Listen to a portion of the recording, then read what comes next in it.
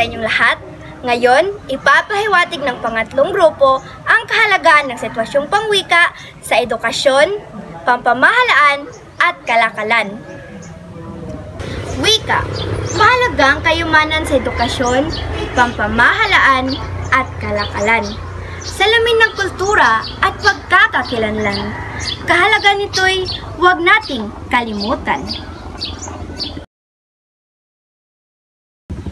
Sa edukasyon, wika'y daan tungo sa tagumpay.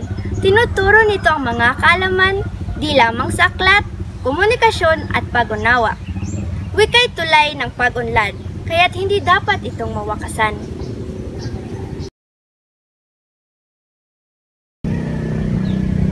Sa pamahalaan, wika'y batas na dapat sundin. Nagbibigay daan sa tamang pag-uusap at pagkikilos. Kapag nagkakasalitaan, diway nagkakaintindihan. Dahil sa wika, samahan at pagkakaisay na bubuo ng lubusan.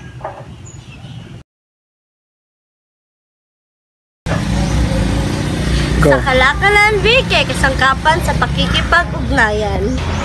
Nagbubuklod ng mga negosyante ng papalago ng ekonomiya.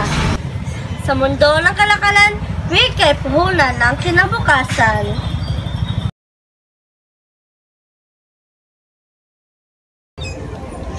Sa bawat sulok ng mundo, wika'y may kahalagahan. Edukasyon, pampamahalaan at kalakalan. At sa bawat isa sa atin, wika'y dapat pahalagahan upang sa larangan tagumpay ay makamtan.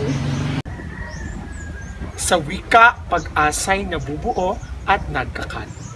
Sa sitwasyon ng edukasyon, pampamahalaan at kalakalan, tulungan nating ito'y pahalagahan at gamitin ng wastot mahusay upang sa bawat aspeto ng buhay, tagumpay ay ating abutin.